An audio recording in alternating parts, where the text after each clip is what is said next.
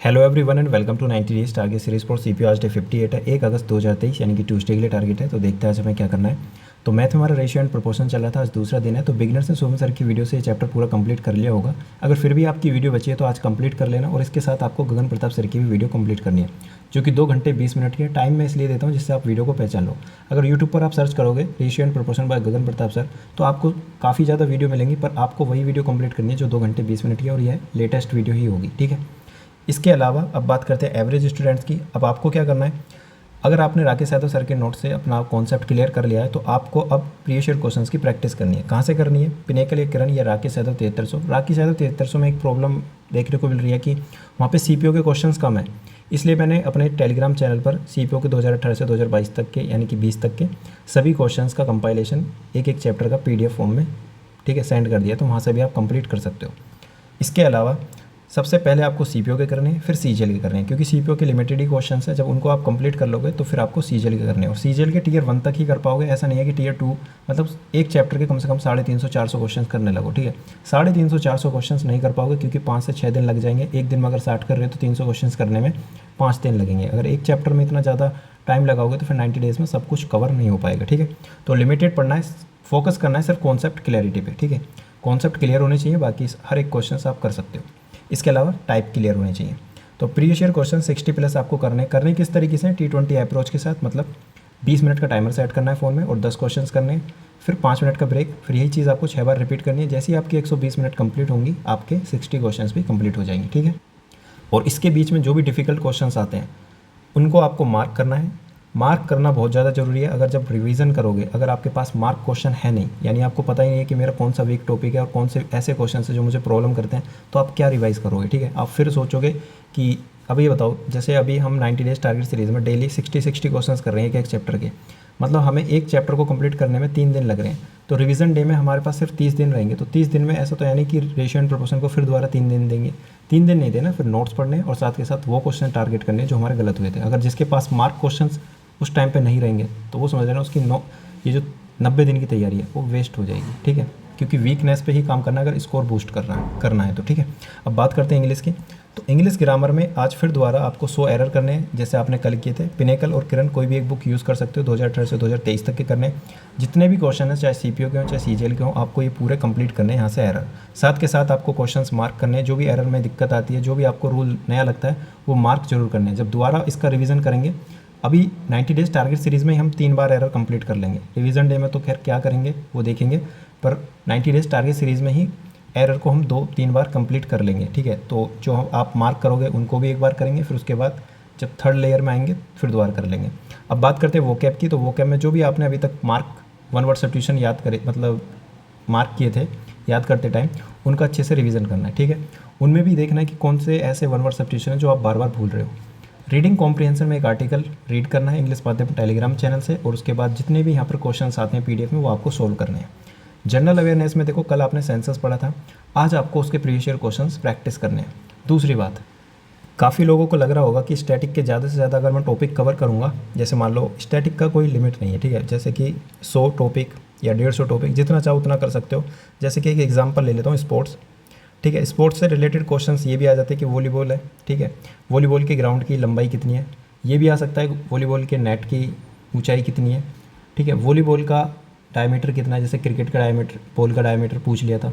इसके अलावा वॉलीबॉल में कितने प्लेयर होते हैं, ठीक है, वॉलीबॉल से रिलेटेड कौन सी ट्रॉफी है। तो ऐसे काफ़ी क्वेश्चंस आ सकते हैं अलग अलग डायरेक्शन में, ऐसा तो है नहीं सब कुछ। और इससे रिलेटेड जैसे कि जैब और हुक, ठीक है, ये कौन से स्पोर्ट्स से रिलेटेड वर्ड हैं, ठीक है, टर्म जो आते हैं। तो एक स्पोर्ट्स में ही आप काफ़ी चीज़ें कर सकते हो। ठीक है, पढ़ने को बहुत कुछ है, तो पढ़ना वही है जो एग्ज़ाम में पूछा जाएगा। आपको प्रीवियस ईयर क्वेश्चंस देखने हैं, उससे पता चल जाएगा कि सीपीओ किन क्वेश्चंस पर टारगेट करता है, जो कि मैं बता रहा हूँ यहाँ पे। ठीक है, तो वही आपको लिमिटेड पढ़ना है। खुद सोचो, अगर 30 दिन में, यानी एक दिन में अगर एक टॉपिक कंप्लीट होता है तो 30 दिन में आप 30 टॉपिक कंप्लीट करोगे। और आप खुद सोचो, जैसे आपने सेंसस पढ़ा, सेंसस पढ़ने के बाद क्या सभी प्रीवियस ईयर क्वेश्चंस आपके अटैम्प्ट हो गए? क्या 100% एक्यूरेसी के साथ आपने सभी क्लियर कर लिए? नहीं हुए ना। क्या करना होता है, जब ये स्टैटिक टॉपिक आप पढ़ते हो उनका बार बार रिवीजन करना होता है। ऐसा नहीं है कि एक बार यहाँ से पढ़ा फिर दोबारा जब रिवीजन करोगे एक बार और पढ़ लिया तो सब कुछ याद हो जाएगा। 3-3, 4-4, 5-5 बार आपको रिवीजन करना पड़ेगा। उसके लिए फिर दोबारा, जैसे आपने 30 दिन में ये चैप्टर कंप्लीट किया, जैसे सेंसस 2011, फिर दोबारा आपको आधा घंटा रीड करना पड़ेगा, ठीक है। इस तरीके से टाइम निकलता जाता है, 90 दिन कंप्लीट हो जाएंगे सिर्फ इन 30 इंपॉर्टेंट टॉपिक में। इन इंपॉर्टेंट टॉपिक्स की लिस्ट मैंने अपने टेलीग्राम चैनल पर डाली हुई है, सर्च कर लेना, वहाँ पे मिल जाएगी। अगर आपको खुद से जल्दी जल्दी कंप्लीट करने हैं तो कर सकते हो, पर बाकी टेंशन लेने की ज़रूरत नहीं है। 90 डेज टारगेट सीरीज़ में बहुत आराम से हर एक चीज़ कंप्लीट हो जाएगी, ठीक है। तो ये मत सोचना कि मैं ज़्यादा पढ़ूंगा तो मेरे ज़्यादा स्कोर आएगा। रिवीजन जितना करोगे, लिमिटेड पढ़ोगे, बार बार उसका रिवीजन करोगे, प्रीवियस ईयर क्वेश्चंस प्रैक्टिस करोगे, उतना अच्छा स्कोर आएगा, ठीक है। तो कहाँ से करने हैं प्रीवियस ईयर क्वेश्चंस प्रैक्टिस? जो भी आपके पास बुक है, पिनेकल, किरण, ठीक है। इसके अलावा मैं एक PDF और दूंगा अपने टेलीग्राम चैनल पर इससे रिलेटेड, यानी सेंसस 2011 से, तो वो भी आपको एक बार रीड करनी है, ठीक है। और साथ के साथ जो भी आप अपना सब्जेक्ट रिवाइज कर रहे थे, जैसे पॉलिटी हो, जियोग्राफी हो, जो आपको लगे कि हाँ यार इसका मुझे रिवीजन करना बहुत ज़्यादा ज़रूरी है, जैसे मान लो किसी की पॉलिटी स्ट्रॉन्ग है, उसको लगता है कि यार पॉलिटी की ज़रूरत नहीं है रिवीजन की, पर जियोग्राफी, हिस्ट्री की ज़रूरत है, बैटल बार बार बोल रहा हूँ, तो उनको आपको पढ़ना है। और आपको पता होना चाहिए जैसे plant kingdom, animal kingdom, battles, ये क्वेश्चंस बार बार पूछे जाते हैं कि क्या चीज़ पूछी जाती है, क्या नहीं पूछी जाती, इसकी हेडेक, मतलब इसकी चिंता आपको करने की ज़रूरत नहीं है। आपका टारगेट सिर्फ यही है कि आपको टारगेट कंप्लीट करना है, ठीक है। बहुत हो गया, अब बात करते हैं रीजनिंग की। तो रीजनिंग में सेट एनालॉजी चल रहा था, तो 4 घंटे की ये वीडियो है और आपको ये 3 दिन में कंप्लीट करनी है, ठीक है। आराम से कंप्लीट करो, कोई प्रेशर नहीं है, ठीक है, आराम से करते जाओ। और टारगेट ये रखना है कि एक दिन में कम से कम 50 क्वेश्चन तो रीजनिंग के करो। जिसको लग रहा है कि नहीं मैं खुद से करूँगा, तो आप पिनेकल या किरण, जो भी आपके पास बुक है, जैसे मान लो आपके पास पिनेकल की बुक है, तो आप वहाँ से एनालॉजी के खुद क्वेश्चंस प्रैक्टिस कर सकते हो। दूसरी बात, जब यहाँ पे वीडियो देखोगे आप, तो वीडियो देखने का मतलब ये नहीं है कि आप वीडियो डायरेक्ट देखते जाओ, खुद का लॉजिक जरूर सोचना है पहले। अगर आपने पूरी वीडियो ऐसे ही देख ली मज़े मज़े में कि सिर्फ इसका मतलब जो सॉल्यूशन कराया उन टीचर के पास सॉल्यूशन देख लिया, तो ये समझ लेना वेस्ट हो जाएंगे 4 घंटे। फिर बाद में आप अपनी सोच नहीं बना पाओगे।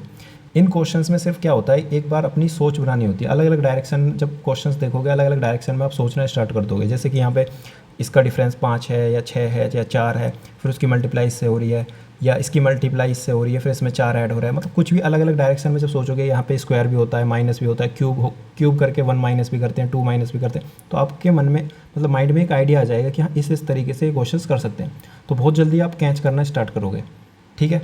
बाकी जब प्रैक्टिस कर रहे हो तो सब चीज़ क्लियर होती जाएगी। और 8 घंटे प्लस का ये टाइम टेबल है, इसको अच्छे से फॉलो करो और साथ के साथ अपना रूटीन अच्छा बनाओ, ठीक है। ऐसा नहीं है कि बहुत ज़्यादा कठिन टाइम टेबल बना लो, ये सोचो कि मैं तो आज ही करके हटूँगा, चाहे 12 घंटे हो जाए, चाहे 14 घंटे हो जाए, इस टाइप का मत बनाना, ठीक है। एन्जॉय के साथ पढ़ना है, एक दिन नहीं पढ़ना, 6 महीने तक पढ़ना है, ठीक है। इसके अलावा बस सिर्फ कंसिस्टेंट रहना है, अच्छे से टारगेट को कंप्लीट करते रहो। जो भी डाउट है अपने टेलीग्राम चैनल पर पूछो। और अगर आप नए हो चैनल पर, ठीक है, अगर आपको लग रहा है कि 2 महीने के अंदर ऐसी कोई टिप्स बता दो जिससे एग्ज़ाम क्लियर हो जाए, देखो क्लियर तो हो जाएगा, पर उससे क्या फ़ायदा, ठीक है। अगर मान लो 120 कट ऑफ जा रही है, अगर आपके 125 नंबर आ रहे हैं, तो आपको लगेगा कि मैं मेंस में मेहनत कर लूँगा, तो इतनी मेहनत नहीं कर पाओगे। कितनी भी मेहनत कर लो, ज़्यादा से ज़्यादा 200 में से 180 नंबर ले आओगे, ठीक है। तो कहीं ना कहीं आप क्या करोगे, जो प्री में अच्छे स्कोर ला रहे हैं उनको बीट नहीं कर पाओगे, क्योंकि स्कोर जो होता है प्री में ही ज़्यादा लाना पड़ता है, चाहे वो आप दिल्ली पुलिस SI के लिए लेकर आओ या जो भी आपकी ड्रीम पोस्ट है। उसके बाद जब मेंस की बारी आती है ना, तो मेंस में सभी का स्कोर सेम ही रहता है लगभग, ठीक है। वहाँ पे आप बीट नहीं कर सकते किसी को। तो जितना ज़्यादा स्कोर प्री में मतलब लाओगे, उतना ज़्यादा बेनिफिट मिलेगा, ठीक है। चलो।